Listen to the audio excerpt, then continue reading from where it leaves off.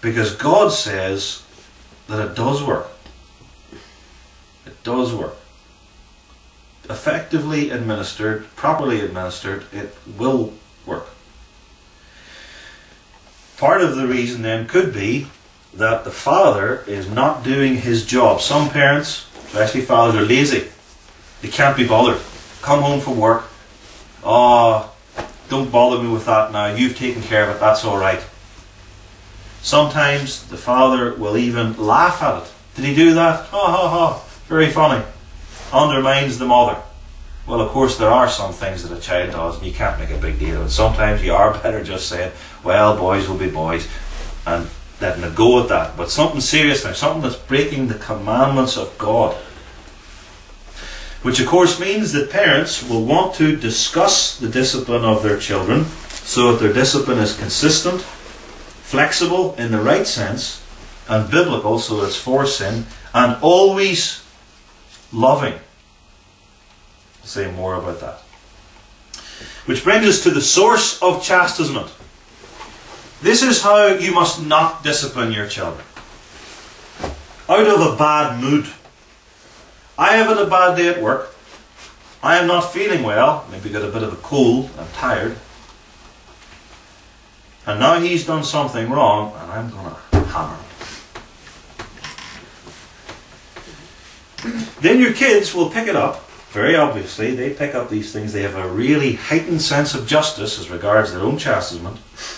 And they will reckon to themselves, I was disciplined because my father sinfully got angry or my mother lost it. Not because I did anything wrong, that can be pushed aside. I get disciplined because they got mad at me. I get disciplined, the child will also see if it comes from the wrong source, because daddy got crossed. Mummy didn't get her way.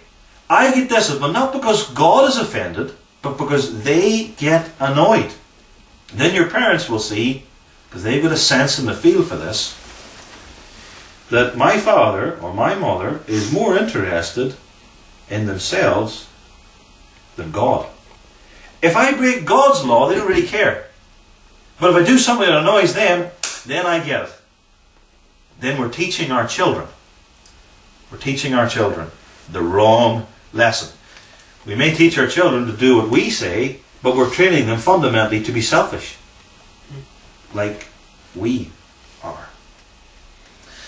The very simple source of chastisement is Christian love.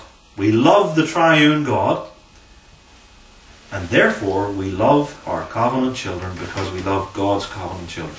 That's why we discipline. This is why God chastises us. He doesn't chastise us because he hates us, but because he loves us. Verse 6, for whom the Lord loveth, he chasteneth, and scourgeth every son whom he receiveth. That's why we must discipline our children.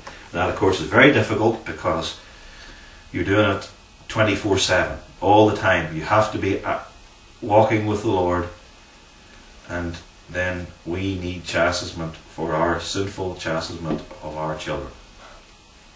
But we're trying to approximate more and more by grace. And this source of chastisement, being love, shapes, influences, and informs how we discipline them. Not sinful anger, not because we lost our rag. And we tell them this when we chastise them. We tell them this when we chastise them. I love you, because this is one of the times when God most tells us that he loves us. When he chastises us. This is what we have in Hebrews 12 verse 6. For whom the Lord loveth, he chasteneth, and scourgeth every son whom he receiveth. So you say to the child, you have done something wrong, now I'm going to chasten you, and you must not think it's because I hate you. It's because I love you. If I did hate you, I would just say, get on with it. Don't bother me. Behave whatever way you like. You can end up in a penitentiary. You can end up flunking your school, having no skills. Even a worldly person could say that. And you can end up outside the church in the kingdom of Satan, and a disgrace to the covenant of God. Yeah, I don't really care. But go on ahead, ruin your life and perish. That's what I would be saying if I were to let you get away with it. And my love for you, God says to us, and we say to our children, is a love for you as a son, a love for you as a daughter. God says this, verse 6, God loveth and chasteneth and scourgeth every son whom he receiveth. Verse 7, if ye endure chastening, God dealeth with you as with sons. For what son is he that doesn't get chastened? Verse 8, if you're without chastisement, and you never get reprimanded, never get any form of discipline, then you're illegitimate.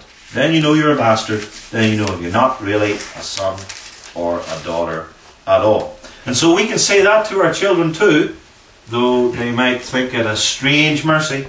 We can say to them, you know, son, daughter, you know that I love you because I discipline you. And I don't go around beating other people's children, but I beat you.